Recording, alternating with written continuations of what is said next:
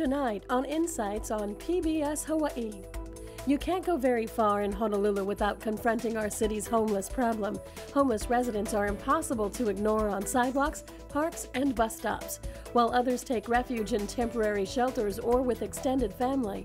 Tonight we'll explore some of the latest efforts to help these citizens get off the streets. Now, live in our studio, our host, Dan Boylan. Aloha and welcome to Insights on PBS Hawaii. I'm Dan Boylan.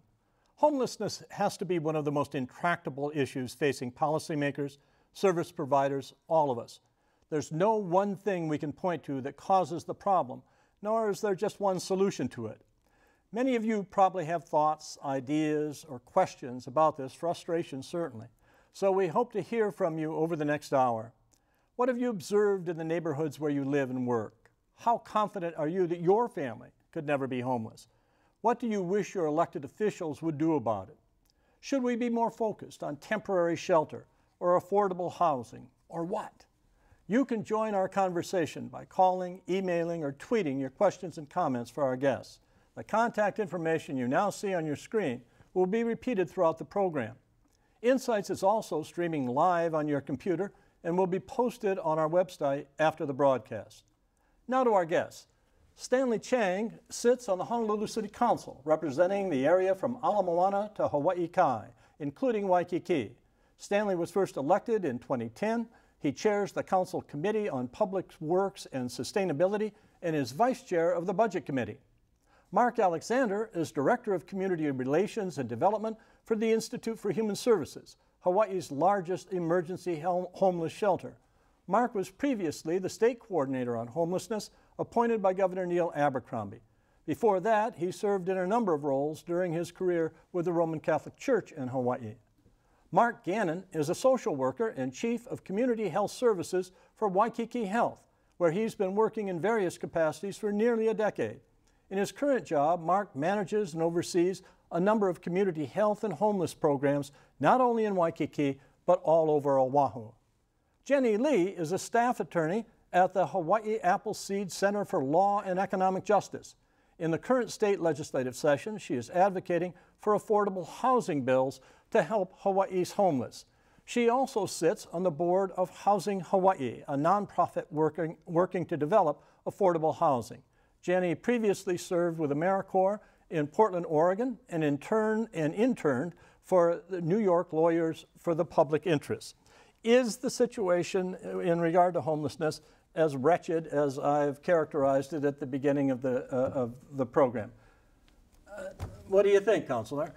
Absolutely. There's probably no issue on which we get more correspondence, emails, phone calls, letters, and the number of those communications has just skyrocketed in recent months. So that's why we're so concerned about homelessness. We get these comments, these complaints from residents, from our visitors, from our businesses. In Waikiki, we're told that the #1 issue facing our tourism industry is the homeless issue, and that's why we're so motivated right now. You're working down the block from down half of Waikiki. You're in the same district. You're working in the district as the councilman. Is it as bad? Is it worse? Is it getting worse? I agree with the councilman. It is a problem that we can all recognize regardless of our standpoint, whether we're a service provider or whether we're a homeless individual or a visitor to Hawaii, etc. We know that the homelessness is a problem and we need to find solutions. But how big a problem? I mean, is it a problem that is growing? It appears to be, but I mean, as you drive down the street, it appears to be. But is it in numbers that you see every day? It is growing. It depends on the region. Waikiki is an area where we see a lot of newly identified homeless individuals. In the last 6 months, Waikiki Health Center's outreach teams found nearly 200 new homeless individuals. Many of those recently arrived to Hawaii. Marc? Well, you know, I'm a statistics person, and I like to look at it over a number of years. And the most accurate count that we have in terms of data is the annual point-in-time count. And while homelessness throughout the state has gone up slightly, on Oahu, actually, the past couple of years, it's dropped slightly. Now, the numbers are pretty clear that about 11% of the homeless have been in Hawaii for a year or less. Now, if you figure there are approximately 6,300 homeless on any given night, that would be a number of just over 620, 630 that you would have as new homeless, that would be coming in over a given year period. So I think we have to really balance the feelings and the emotions that we have with the actual statistics. Now, I think they become more visible, and there are lots of reasons why, and we can explore some of those reasons as to why they have become more visible. I think people have been more conscious of the homeless in our community. I think that actually is a good thing, because now we can do some of the things that we should have done many years ago, and now we have the opportunity to do. If 6,300 are homeless any given night, where are they? I mean, where are these 6,300 homeless? Well, many of them will be in our shelters throughout the state and on Oahu. Oahu has approximately shelter space, bed space, I believe, for about 2,100 plus people. Many of them will, of course, be in other unsheltered situations as well, and some of them are very visible. Depending on the population group, like, the younger people, those who maybe aged out of homes, foster homes, they tend to couch surf, they tend to hide more.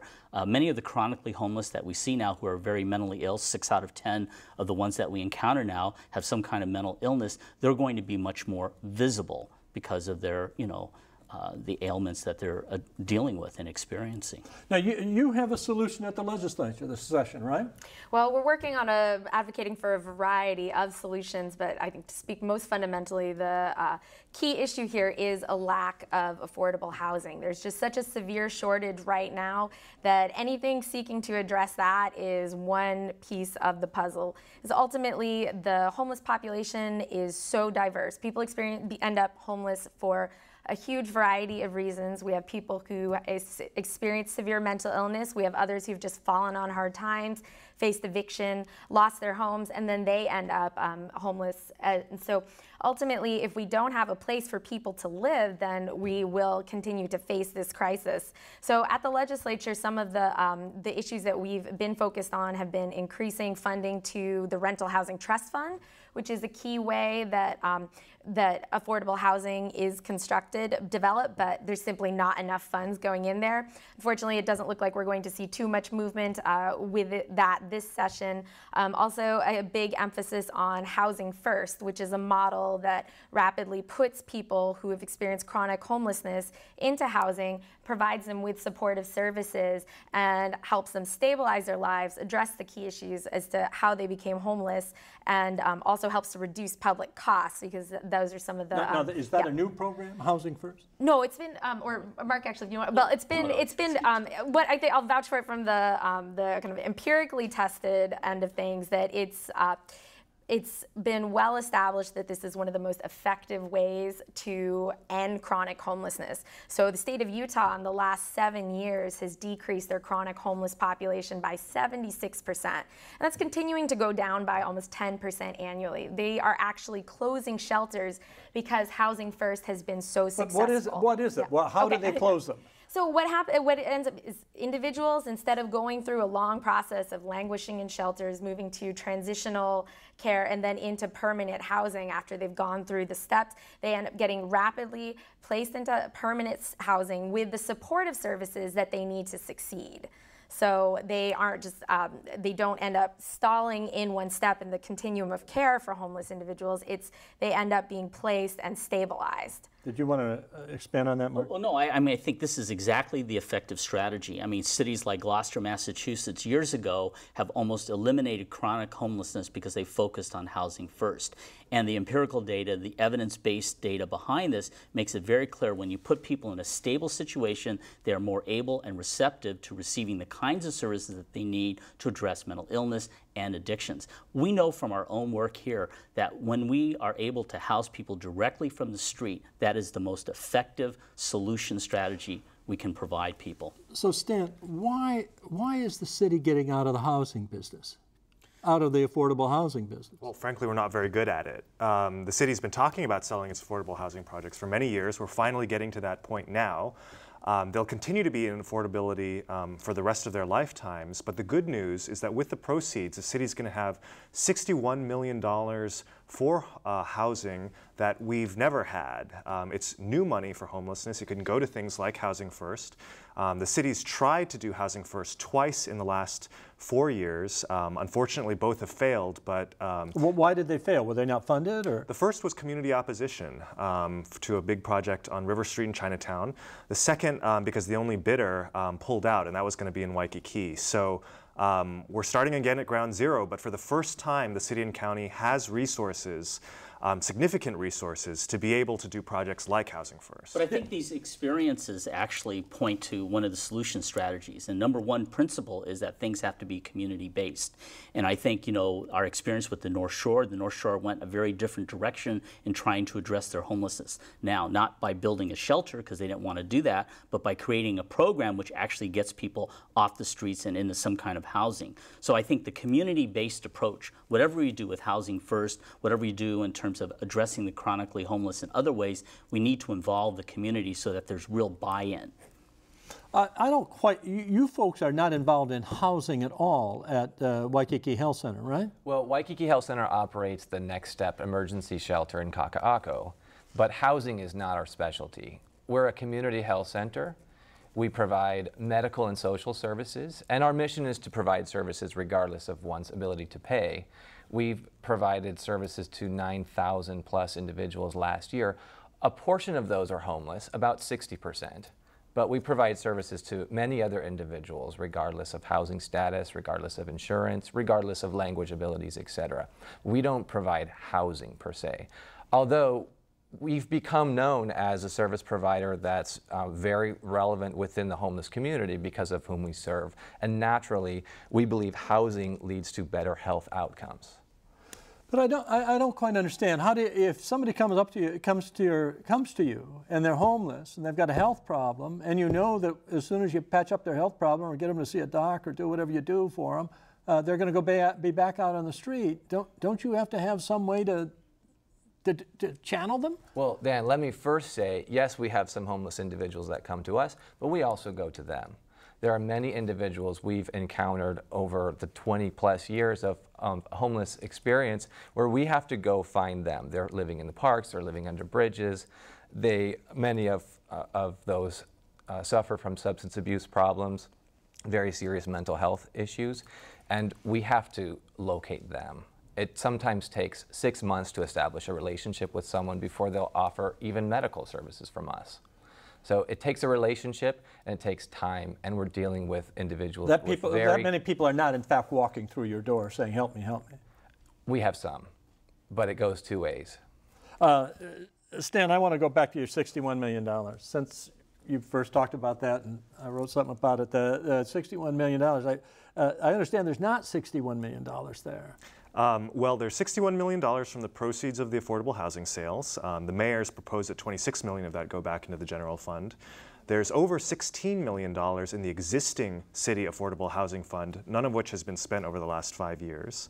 And that gets new money every year, about $4 million. And the city actually the voters of the city and county actually just established a fund for grants and aid for social services that could be used for homelessness, and that's another about $4 million every year. So the city is, for the first time, bringing to bear very substantial resources on the issue. We're going to be able to do all of the above, including Housing First, as well as other options. Marc? No, I just want to say, I mean, you know, while we have the resources available, I think one of the things we need to make sure we access is evidence-based best practices, especially as, you know, they have been proven to be successful on the mainland. And that, you know, besides the Housing First, it also means aggressive care for those who are mentally ill. You know, I think right now in the state legislature, we have an excellent bill, SB 310, that's moving through, that's in conference committee, that will help to bring better mental health care to those who are unable to help themselves. And this is absolutely critical. One of the programs the city and county funded was one IHS is a partner with Jabson, the medical school, which specifically does the outreach using psychiatric interns on the street. I mean, you know, so we send our outreach workers, some of whom have been homeless themselves, to talk story and build relationship. Then we bring in the people with the white coats, and now we're experimenting with telemedicine so that we can bring the psychiatric care that they need. So these kinds of programs actually do work. In the first quarter of this year, IHS has been able to house 300 people.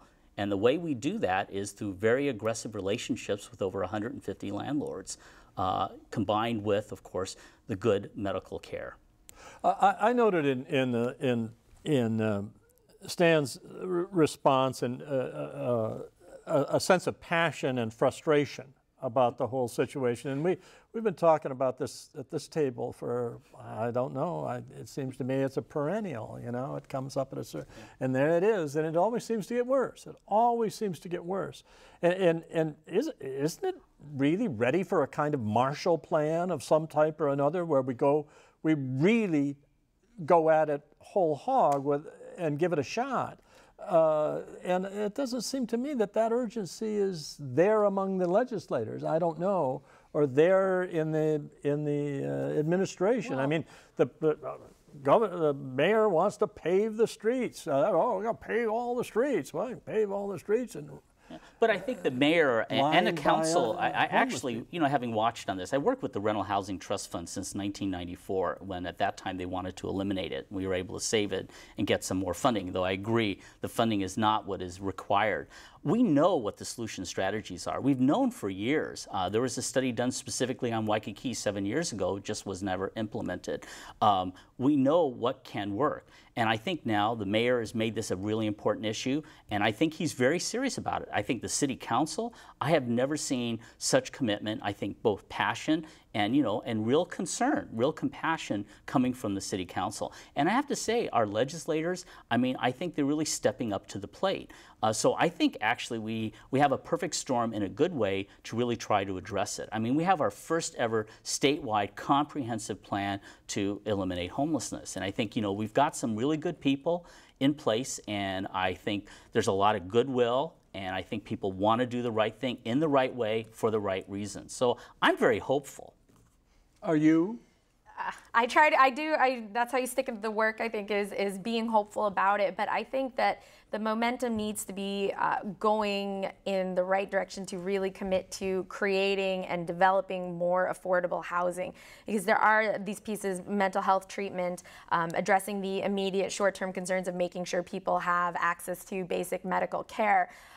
But if we don't take drastic action to make sure that affordable housing actually gets built, we're going to just keep facing this problem over and over and over again. So I think everybody is sympathetic, people care, they're concerned about the issues, but we have to get to the point where people are willing to step up and say, we will help develop affordable housing, including being open-minded to new models, and that also we're willing to have it in our communities. Right now, that's one of the big crises is community opposition. People don't want to have what they think of as affordable or low-income housing in their neighborhood. They're afraid it's going to change the character of their community. They're afraid of the people who will live there. They're concerned about property value, crime, all of those issues, all of which have not been borne out by the research as being the problem that people fear that they are. Property values aren't going to drop, and if anything, if it's a good affordable housing development, they can increase. Crime doesn't rise, and these people are essentially, they're already living in our community, the type of folks who are at risk of homelessness in particular. The affordable, the housing wage here to afford a 2-bedroom market rate apartment is $31. So you can see even people like teachers or police officers, depending on their family size, they can be considered in need of affordable housing. $31. You didn't mean $31. Per hour. Yeah. Per hour. I'm sorry. Wage. I should say hourly wage. You're dating yourself. Oh, wow. Sorry. Right. So I think that's really where we have to go on this is a huge systemic problem. It involves the government at every level. It involves the market, nonprofits that help develop, manage. We need, and then the community support as well. So I think that's the primary tactic is we have to build a cohesive movement advocating for affordable housing. Iu from Mo'ili says 1-bedroom affordable apartments are being built for $400,000 in Kaka'ako. How is this going to help? You must make $100,000 a year to afford this. That's not what you mean by affordable housing, is it? Absolutely not. No. Well, then what is affordable housing? What are we talking about? I think Jenny's the expert on affordable housing, but I do want to add to this conversation. It does take a full community, including government, including the private industry, which I think is newly energized in this movement, and nonprofits. It does, I fully agree with what Jenny's saying. It takes a full community effort. As far as affordable housing, that absolutely is a key element to an overall response, but I don't think that's the only answer either. I think we are we're kidding ourselves if we say that we have adequate mental health services, for example, if we have adequate substance abuse treatment services.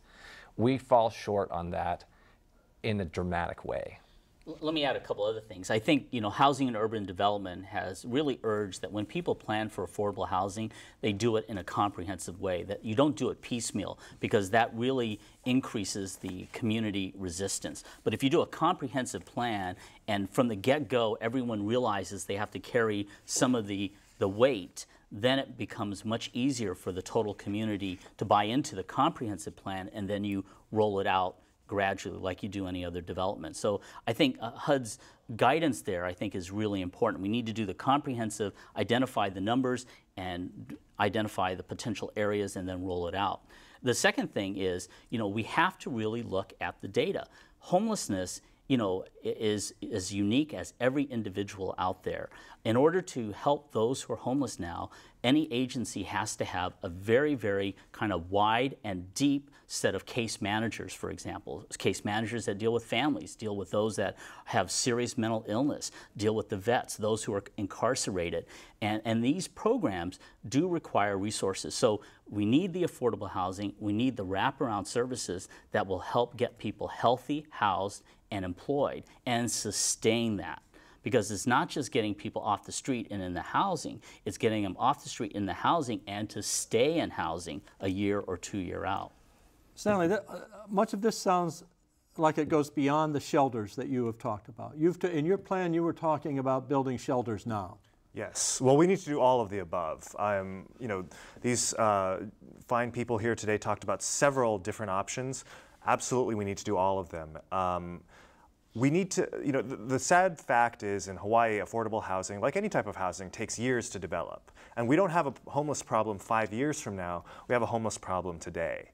And even if we were to begin the next RFP for Housing First tomorrow, it's not going to actually come into fruition until potential years from now.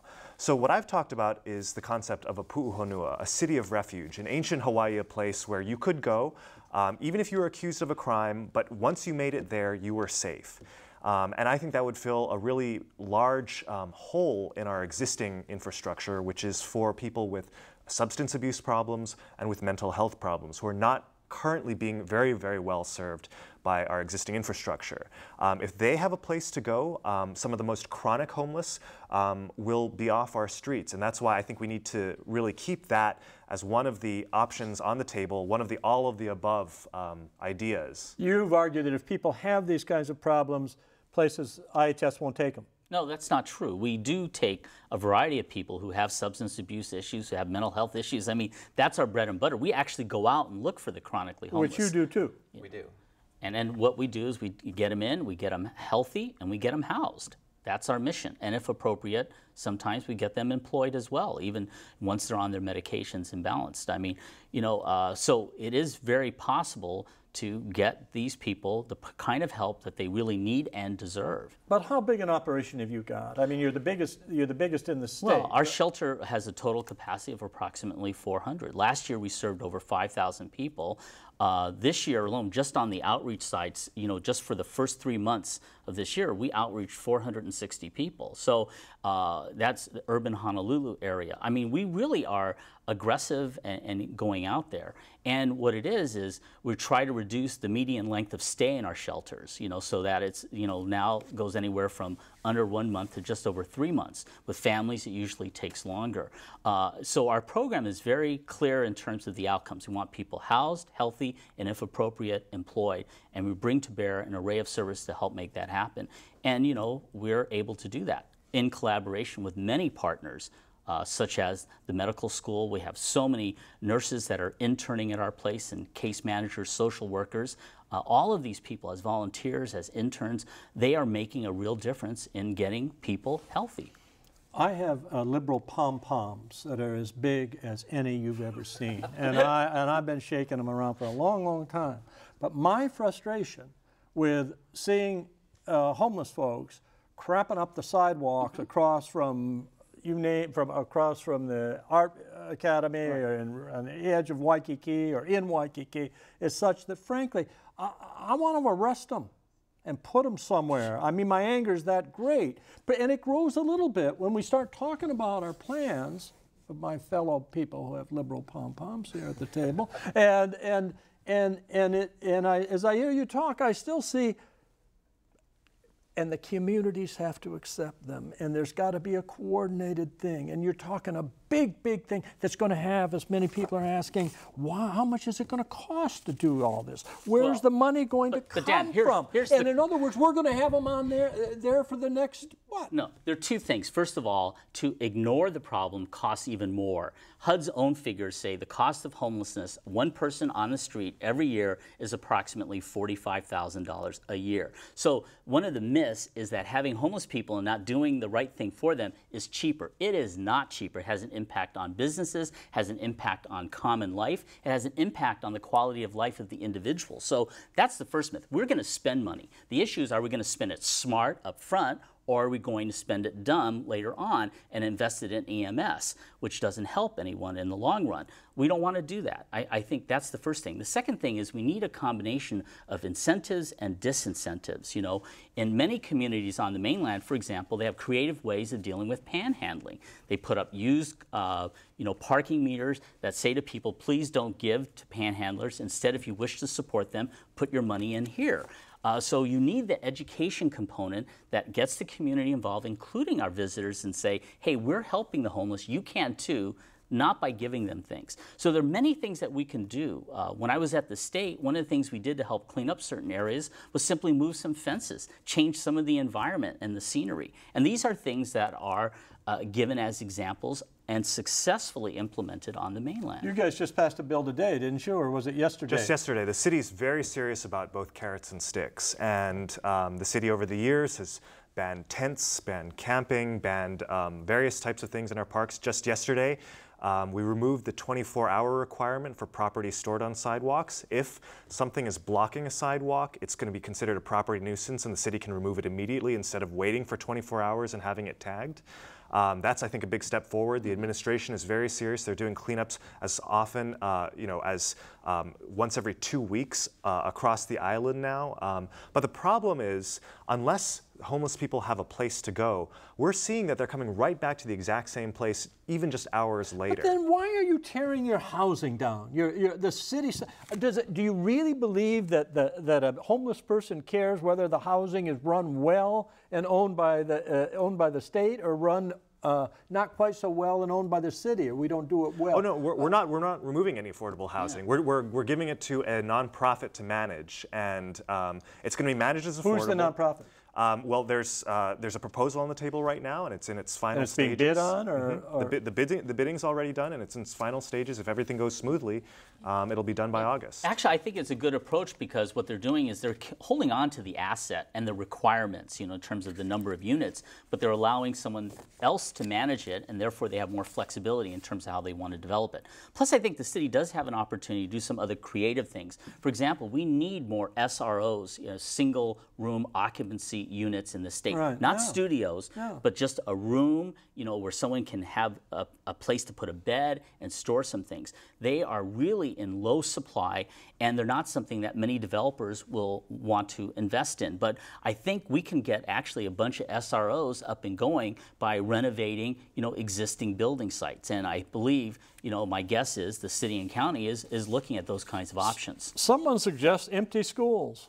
Right, that's a big trend going on right now. It's called adaptive reuse, taking old buildings, things like schools, some reasons it's even been shopping malls, just old warehouses, turning those into lofts, taking those and converting them into housing. And that can be done in a wide variety of ways, really nationally, even and quickly as well. So certainly the most efficient, one of the most sustainable and efficient buildings is the one you don't have to build again. So anything that we can reuse is an opportunity right there. We have the land, if those are any of those public buildings, and then other areas like the Manhattan, for example, a few years back, did a comprehensive inventory of every property in the borough to identify what was vacant, things that we can take a look at, take a comprehensive inventory of what we have available here.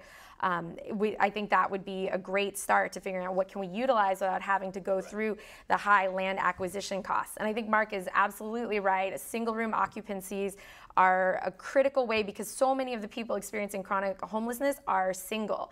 And more people are living single today. We need to think more creatively about what constitutes appropriate housing. We can make affordable, efficient housing, but we can also make it quality. This doesn't have to be, SROs carry a stigma for when they used to be essentially boarding houses. They weren't safe, they weren't clean, people were crowded in there, and some still operate like that today on the mainland in some urban areas. But we think we can re-envision this and actually make economically feasible form of housing. So just small units, especially in the urban core, and come up with a design ideally that would be replicable and fits in with the neighborhood, and that it also has a key component of good management. And so then and that's how you overcome the community issues as well, is making sure that this is a quality development. Why isn't the Waikiki Health Center more in the housing business? Well, we're a federally qualified health center. Our mission really is about providing health services and wraparound social support services.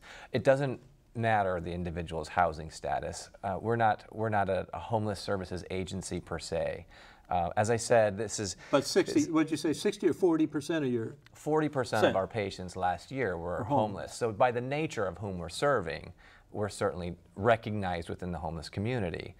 But we're about improving the lives of people who are experiencing homelessness temporarily. We assist with job training. We assist with obtaining medical insurance. We certainly provide health services. The complications of health are exponentially worsened because of homelessness. If we can house people, we know that their health status will improve. So we support the movement of housing. We support homeless issues, but we're not a housing agency. Do you talk to those guys? Absolutely. Oh yeah, in fact, I was going to say, we're glad agencies like the Waikiki Health Center exist, because while we do offer urgent health care and we do testing and treatment coaching, we depend on agencies like the Waikiki Health Center or Kalihi Palama to do what they're really good at, and they depend more and more on us to house people. The past few years, IHS has served more people outside of our shelter system than within. We help house people throughout the entire island already, even though our emphasis has been on the urban core. Where? So we where do you do? North Shore. We house people in Wai'i. We house people all over. In units you own? No. We don't own units. But what we do is we work with a whole system, a network of landlords. And what we do is Which Catholic Charities does too, if I'm not mistaken. There are a number of agencies do. I mean, and what it is we develop a relationship with the landlord and with the tenant, and then with other providers, and we try to connect. I think good example of that kind of collaboration was the 100,000 Homes effort, and I think what that did was help to identify the most vulnerable and get the various providers together to say, hey, what do we have to do to get this person who's in really bad shape in housing and off the street? So I think, sure, we can always collaborate better, we can do everything better, but I think, we have a pretty good collaborative spirit here. Cover it live question for Ms. Lee. Who are the primary opponents of pro-affordable housing legislation? What kind of arguments do they make? I guess the primary opponents would be sort of the larger sense of people in the community who are opposed to the introduction of affordable housing. So I wouldn't say politically anybody is actually opposed to the concept of affordable housing. We'd all like to live in a decent, affordable unit in a good location, access to transportation. Everybody loves that. But you do see opposition coming up from people who simply don't want it in their backyard. And that's a legitimate concern because there is a lot of misinformation about what affordable housing entails. We have certain stereotypes that it may end up looking like dilapidated public housing, just something that you would not want literally in your backyard. So this concept of NIMBYism, not in my backyard, is what drives this kind of opposition. But then it makes it very challenging for people in the political sphere to stand up and actually commit to developing affordable housing. So that was, Marc was saying earlier, we have to really have a geographically dispersed response, that people aren't just going to be put in Chinatown or Wai'i. Everybody needs to step up, and we have to have an understanding that throughout the islands, this is all of our duty, is that we house the people who are our neighbors. They are members of our community. Is it true, this is the old question comes up every time, is it true that other states pay for a one-way ticket for homeless people from their state to come to Hawaii because of our weather? Any testimony to this? I have never seen a documented case of that. What I have seen is families on the mainland saying, hey, maybe it's time for you to take a vacation in Hawaii. Here's a one-way ticket. Now, that does happen. So I think that's really a myth. I don't know. Have you seen? I've heard it. I've heard the myth. Right. No documentation. I've never seen even again. Right. I'm sorry. You know, give me the paper, okay? A couple of people have said, why don't we build these this affordable housing facility on a neighbor island, facilities on a neighbor island, or where there's more land available, or where they could be clean and safe and maybe far away from somebody's backyard. I can speak to that briefly. You know, we identified a need in Kaka'ako. The state really identified the need when we were asked to operate the Next Step shelter. It's because the individuals were located in that area. There's this concept called scattered site housing, and that is to provide housing very near where homeless individuals and families are already residing. So we can't expect that someone's going to go to a neighbor island, let alone even to the Waianae coast if they're living in Waikiki, if they're living in Chinatown. That's where we need the housing. Well, and the other factor too is we really should have workforce-based housing. So, you know, if people work in Waikiki, I think, you know, they should be able to access, you know, affordable housing near where they work. And to a certain extent, I believe businesses feel an obligation, and I think they're becoming more and more open to the possibility of helping to support that.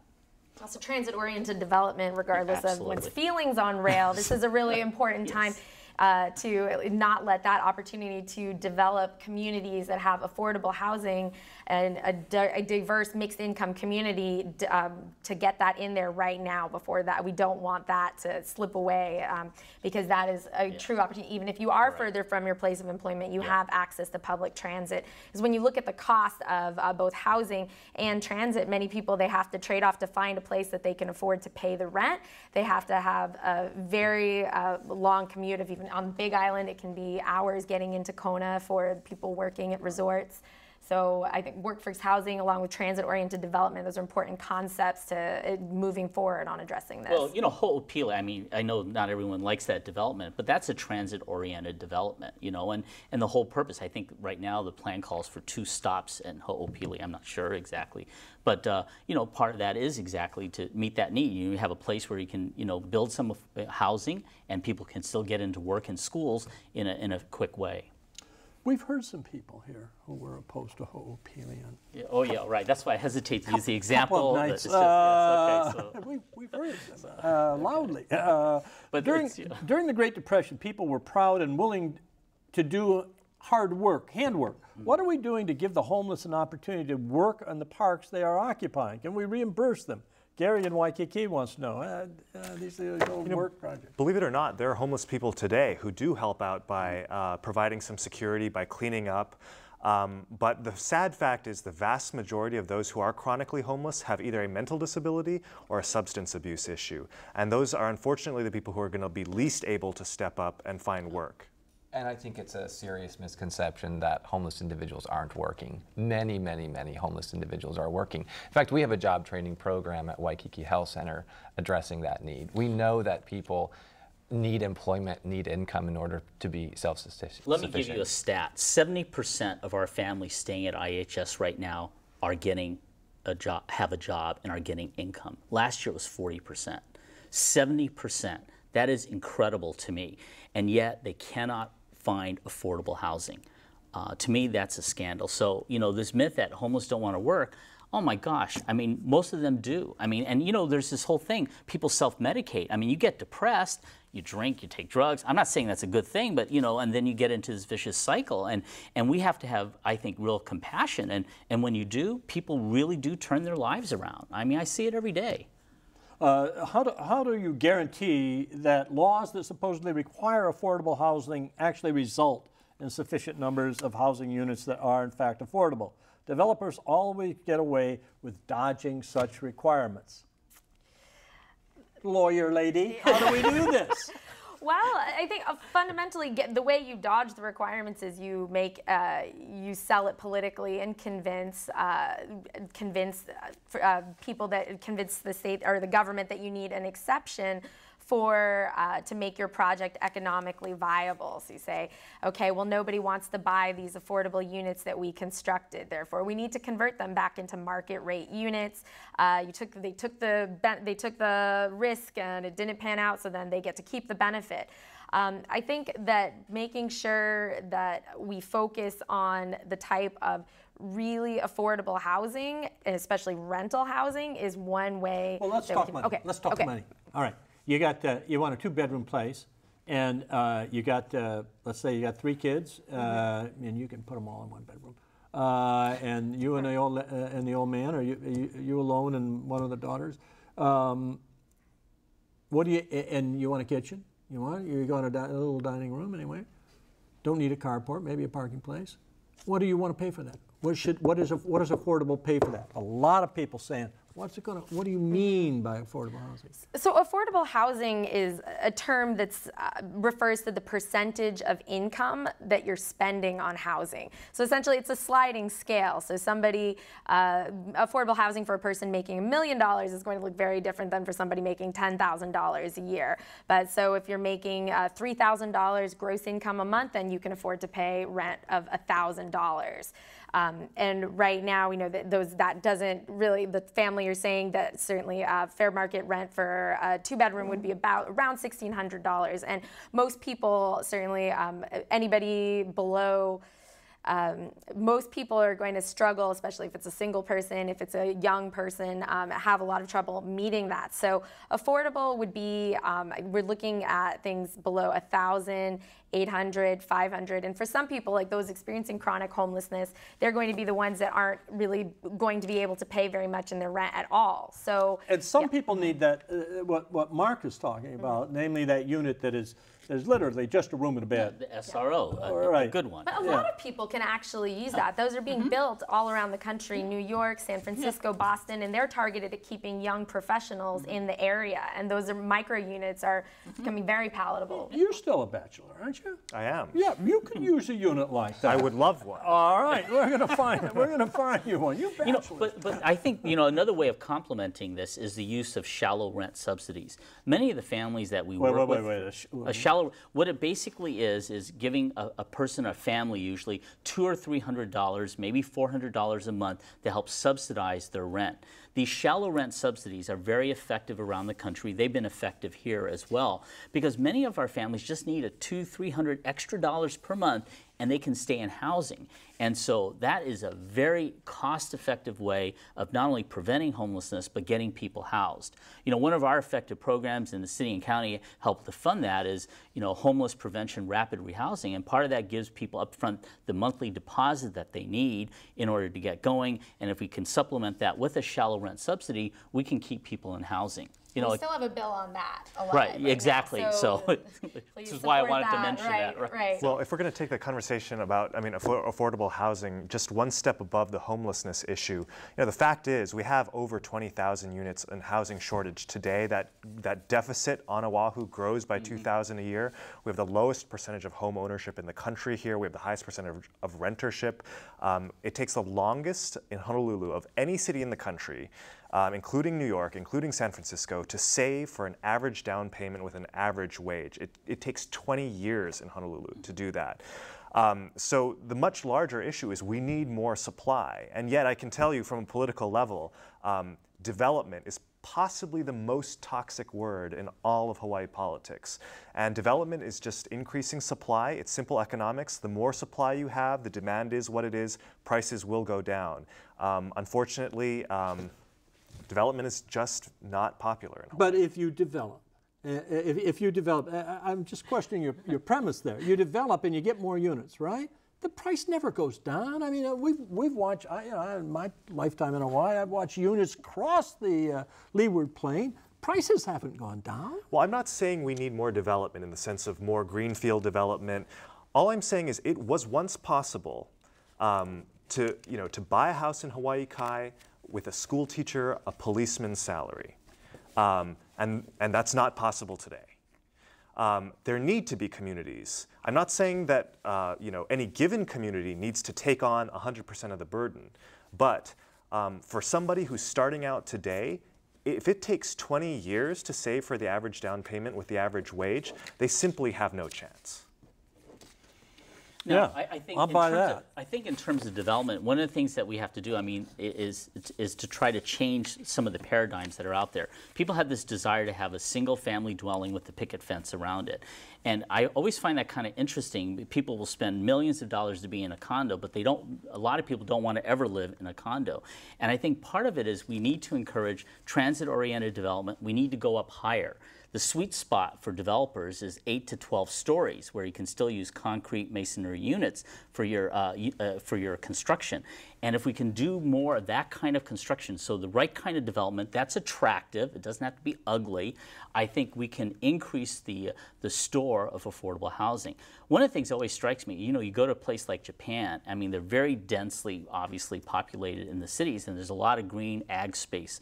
But they work with a lot smaller space. Their expectations are different. And people are, I think, still very happy having visited Japan and having been born there. So I think we have to change some of the paradigm in terms of our expectation for housing.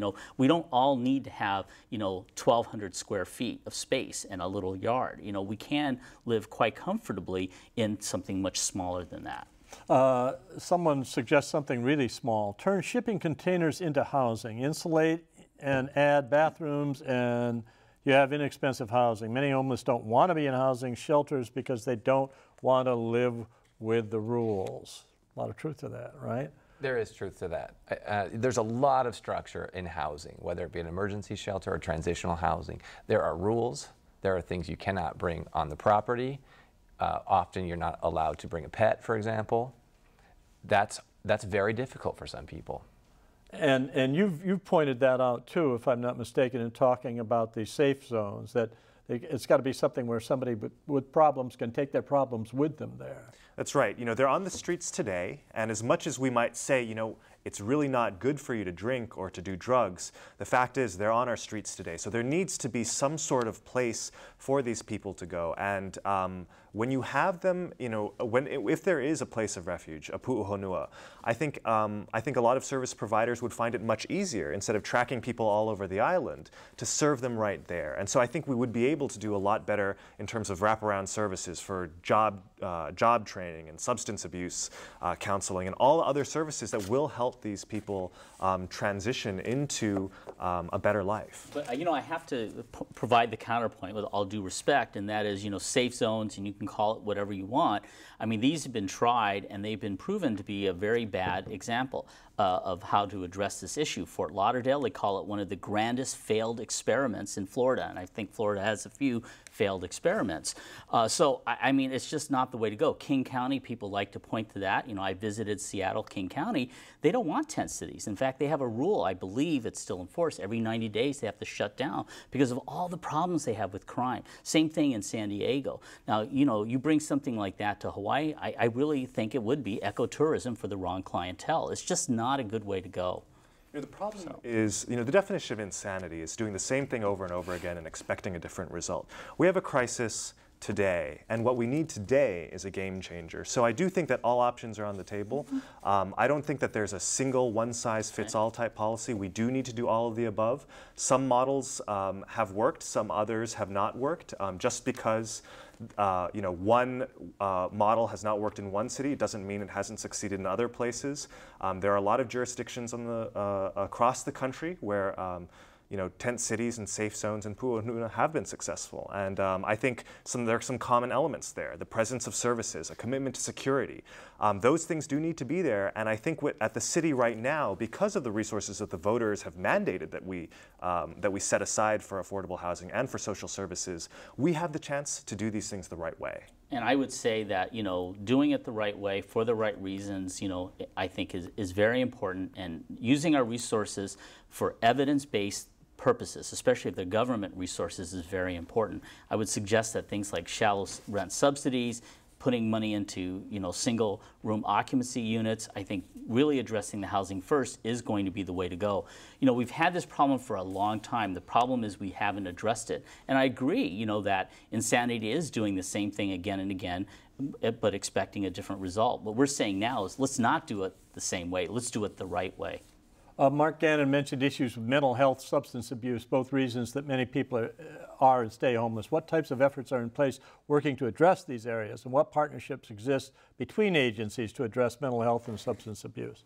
Oh, let me start. That's a great question. Let me start by saying that they're all great questions. We do not accept inferior questions on this show. I'm sorry, Marc. Go ahead. That one in particular is quite a good question. And let me start by talking about the partnerships we have within our agency. When we send an outreach team out to identify homeless individuals and provide health services, we send not only a nurse practitioner or a physician assistant, but also a medical assistant, a behavioral health specialist, often a certified substance abuse counselor. We provide the wraparound services right there in a team-like model. That model is provided all over the island of Oahu with Waikiki Health Center services. Beyond that, there's partnerships with housing agencies such as IHS, certainly government officials. We have partnerships that address many, many different types of issues because the face of homelessness is not one image. There's a wide variety of homeless individuals. But it's not one image, but I still come back to the idea that there is an enormous amount of frustration out there, and it's growing and it's growing and it's growing, and it has one face. I mean, it may not, you may see the subtleties of the face, but I think most of the public sees one face, and that makes it difficult. Each question to each of the panelists like this: where would you place a homeless shelter in your neighborhood? Well, I live in Mo'iliili, so my backyard is just fine. Your backyard's all right. Yeah, I've got, plenty. I see that experience coming and just being in the same neighborhood with people experiencing homelessness. It's frustrating, but for the reason that these people are not able to get into a system that works for them right now. And housing is the root of that. There are the services needed. Many of the people do have severe mental illness, but they're a part of my community as well. I live there, and they're my neighbors, and I don't want to see them swept away, pushed out. It's a difficult thing, but I think that could just as easily be me in different circumstances. The council member does not live in Mo'iliili. You live in Kahala, right? I live in Wailea, and what I can say is... Where will you put it affordable than there? East Honolulu is the island's fastest growing area for homelessness. You walk down Kalakaua Avenue in Waikiki any given night, 8 o'clock, you will see at least, as I did, 40 homeless people between the substation and Kapiolani Park. They are there now, and they impose an incredible burden on our businesses, on our jobs, on neighborhoods as diverse as Hawai'i, as Diamond Head, where they are breaking actually into people's homes. They are there now, and what I'm very encouraged by is actually community groups are starting to come up and say, hey, we're willing to take a piece of the burden. We're willing to. Kahala? Well, Waikiki businesses have already said, let's take a look at some of the properties around Waikiki that could be potentially used. See, he's not saying Kahala. You may not believe me, Dan. There are homeless. Oh, I believe there are homeless in Kahala. We were talking about a shelter. That's right. In Kahala. The problem is, East Honolulu already bears a disproportionate burden. So frankly, we're willing to take our share. But you know, every other community ought to be willing to take their share as well. Where do you live? I live in Windward, Oahu, in a small town, Ka'ava. Well, far up towards the North Shore. That's but paradise. You won't take anything there. However, I did participate, as Marc was mentioning earlier, the point in time count earlier in January, and I surveyed that area. There are homeless individuals. We went all the way from Kaneohe all the way up through Hau'ula, and there are homeless individuals. These are individuals, you know, that have the same kinds of problems as those as Stanley's referring to in Waikiki, but they're also families. These are individuals that live on the beach. They need support. I live in downtown Honolulu, Mauna Kea, so hey, that's my backyard. I walk by a lot of the homeless I know. You know, we say hello to each other. Actually, I don't think we need more shelters. I really do believe we need to do what HUD has asked us to do, a comprehensive, geographically distributed plan of mixed kinds of housing options. You know, but I also want to say, I understand the frustration that people have, because I live in an area where, you know, we have a lot of homeless. I mean, Ala Park, you know, is a good idea. You know, it's a good example of housekeeping service for the homeless when we have those cleanups and that. So I do share that frustration, and I think part of the challenge is educating people about what we can and cannot do. I think trying to manage the expectations and letting people know that this is not a hopeless problem, but it is one that will take time. I mean, President Obama put together the first plan to end homelessness for this country, first ever. And how long was that plan? It was a 10-year plan. So to think that we can solve this overnight, you know, we can't. I mean, I understand, you know, Stanley's, you know, the experience that he must have, and he's a very responsive council member, as I think all of our council members are. And yet, I think the challenge is to, you know, educate, keep cool. I think of Rudyard Kipling, you know, if you can keep your head when all about you are losing yours and blaming it on you, you know, I think we have to do some of that. Well, I have to lose my head because we're out of time. Thank you all very much. It's been a good discussion, and you can tell that because an awful lot of people wanted to take part in it, and we've only gotten to about half of them. Thank you all very much for coming. And I hope we won't be back here 10 years from now, but we probably will. Next week on Insights, we'll look at another looming crisis confronting our state: how to fund and fulfill the obligations of the public employees' retirement system. How will we cover the funding shortfall, estimated to be more than $8 billion? Will it mean even higher taxes? Will I be out of my pension? Are the pension benefits for state employees, retirees, and beneficiaries in jeopardy? That's next time on Insights on PBS Hawaii. I'm Dan Boylan. A hui home.